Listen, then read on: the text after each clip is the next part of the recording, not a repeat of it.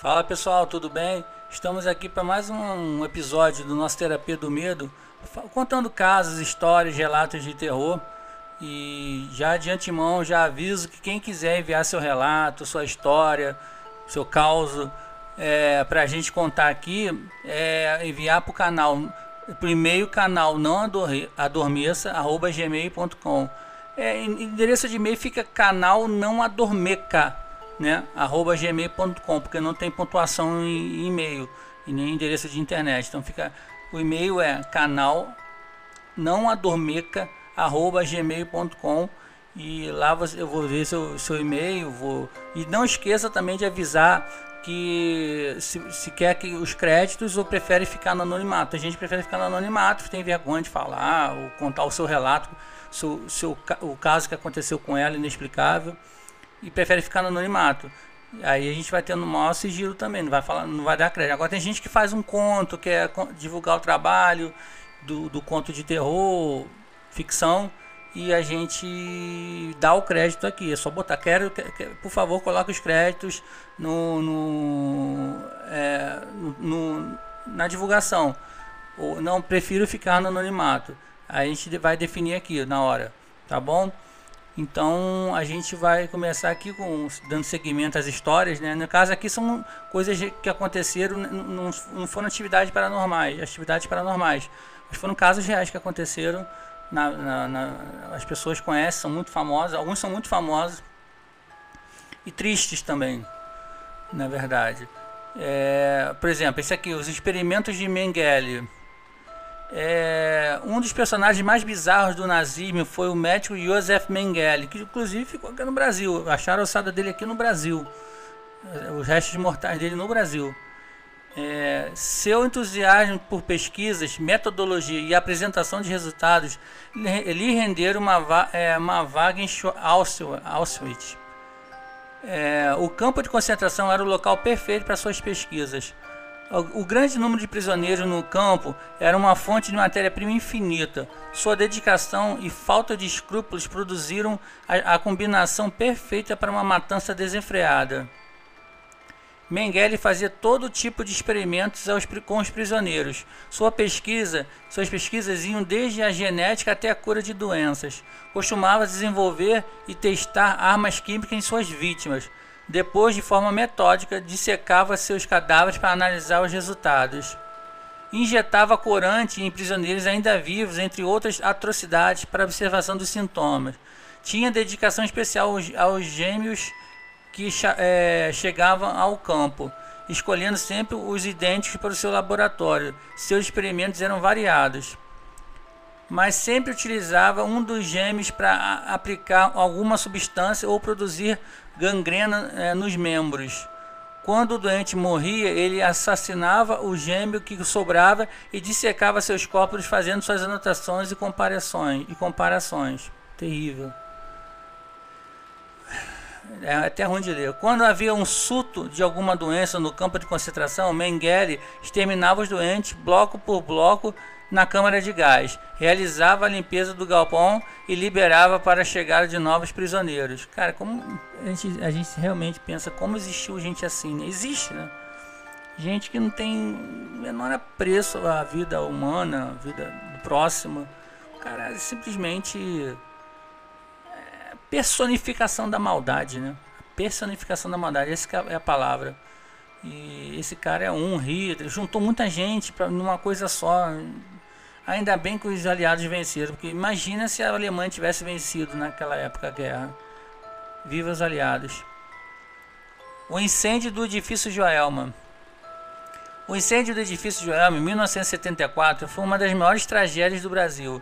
No acidente, 245 pessoas ficaram feridas e mais de 180 perderam sua vida.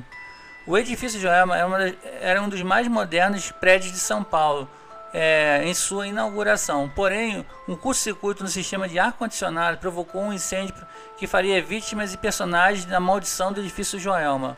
O cenário de horror se desenhou com o incêndio, assusta as pessoas até hoje. Vou repetir. O cenário de horror que se desenhou com o incêndio assusta as pessoas até hoje. Além das pessoas que morreram asfixiadas, há também as que morreram carbonizadas. Inclusive 13 vítimas que morreram carbonizadas no fosso do elevador e nunca foram identificadas. O cenário aterrorizante ficou mais dramático quando o desespero das pessoas presas no prédio atingiu seu auge. Enquanto as equipes de TV faziam a cobertura do incêndio, as pessoas se jogavam dos andares mais altos para fugir do fogo. Uma fuga do calor e da fumaça num salto desesperado para a morte. Que tristeza. Isso aí é muito famoso, né? O incêndio do edifício Joelma. Já fiz até vídeo no canal aqui falando sobre, fiz um short também. É uma tristeza danada. Não dá nem para mensurar o horror que essas pessoas passaram nos seus últimos momentos. A trágica morte de Ernest Hemingway. O talentoso Ernest Hemingway é um dos maiores escritores americanos, mundialmente conhecido. Escreveu diversos livros famosos como O Velho e o Mar, As Verdes Colinas da África, Morte à Tarde, As Torrentes da Primavera e O Grande Rio de Dois Corações. Ele é bem lá na antiga. Esses livros aqui, o mais recente é o de 1952. Incrível. O sucesso na literatura dividiu espaço com diversas tragédias em família. O pai de Ernest Hemingway se matou com um tiro em 1929. Ernest Hemingway se matou em 1961, copiando o destino do pai. O suicídio e a tragédia estavam presentes em sua obra e sua vida. Sua irmã morreu em 1966 e seu irmão em 1982. Para completar a trágica história de sua vida, a neta de Ernest Hemingway suicidou-se em 1996 com uma overdose de barbitúricos, que eu não sei o que é barbitúricos, tá? Quem souber me avisa aí, escreve aí nos comentários. A história da peste negra. Contra o Ernest realmente é uma tragédia só. Aquela ali, a família toda foi uma tragédia impressionante. Lamentável, né? A história real da peste negra. No século XIV, uma contaminação quase dizimou a população europeia. Uma grande infestação de ratos infectados com a doença foi a condição ideal para a proliferação da peste. As pulgas picavam os ratos e, através do seu sangue, passavam a carregar a doença, transmitindo-as aos seres humanos.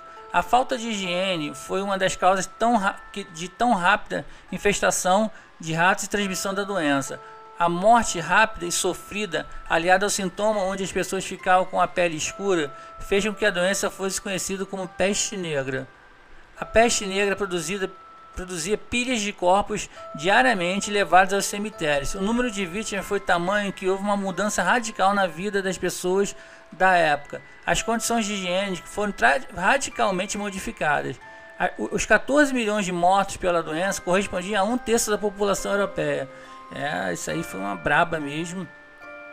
E quanto a essa época aí, teve um médico, que eu não me lembro de cabeça, mas teve um cara que fez um processo de tentar detectar onde era a fonte, né, uma das fontes, origens da doença. E tinha uma cidade lá na Inglaterra que ele foi mapeando, foi um sistema de mapeamento que ele inventou, foi um dos criadores desse sistema de mapeamento de pandemia, de epidemia. Ele foi mapeando os locais, anotando, fazendo anotações por anotações, até que no final, ali onde as pessoas estavam tendo várias contaminações por peste negra, ele chegou, de tanto ele por eliminação, ele foi chegando, chegou a um poço onde as pessoas tiravam água. E que ele determinou que aquele ali era a fonte da contaminação, e era verdade. Quando ele fechou o poço de água, as contaminações acabaram e os casos acabaram na cidade. Impressionante, né? O que é inteligência, o que é o processo na determinadas coisas que a gente faz na nossa vida. Tudo é processo. Se você mantiver um foco ali, cara, você realmente consegue ter excelentes resultados. E esse cara ficou muito conhecido, apesar da minha ignorância do nome dele. Eu conheci essa história desse médico. Quem puder, procura aí na internet, que com certeza vai ter. E o último caso aqui, eu vou falar o crime da Dália Negra, que eu já fiz um vídeo na internet, aqui no canal, sobre a Dália Negra. Só que eu senti que meu canal parecia que tava ainda aparece, né? Tipo no Shadowban. Porque quando fala de serial killer, essas coisas assim, parece que o YouTube esconde. Pra não... Não é um assunto tão... É um assunto pesado, né? Então não é pra qualquer um ver. Então parece um Shadowban que eu tenho aqui, mas... Aí eu tirei do ar o vídeo da Dália Negra, tá? Mas vou falar aqui o que tem aqui. Elizabeth Short era uma atriz americana que ficou muito famosa após seu brutal assassinato. O crime ficou conhecido na época como o assassinato da Dália Negra.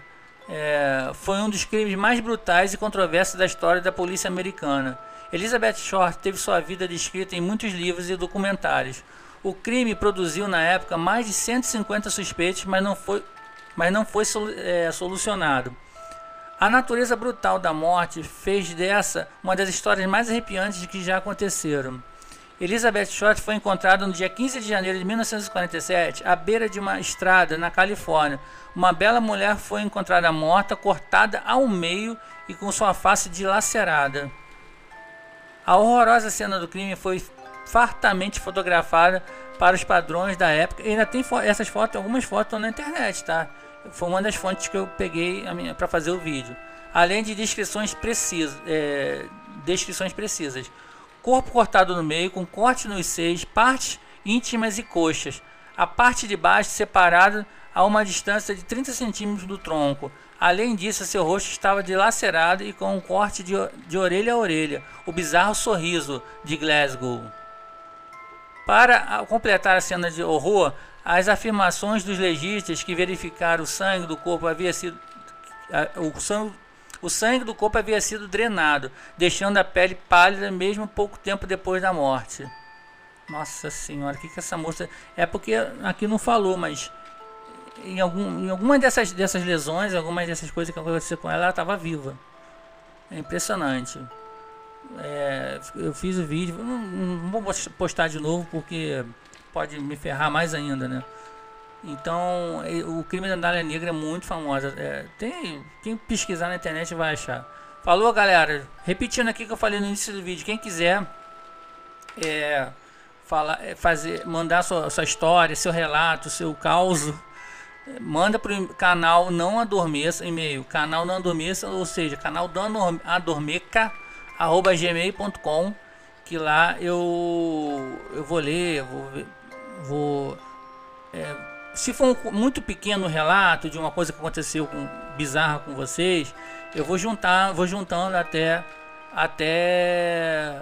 poder fazer um vídeo maior. Se for um vídeo maior, um relato grande, eu vou dedicar um vídeo só a esse relato.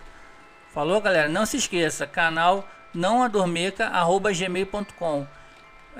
Se puder, se inscreve aí no canal, curta, comente, compartilha, para poder fazer uma espécie de comunidade aqui da galera que curte esse tipo de assunto, dark, né, essas coisas assim, sombrias, e poder o canal crescer cada vez mais. Falou, galera? Um abraço aí e fiquem com Deus.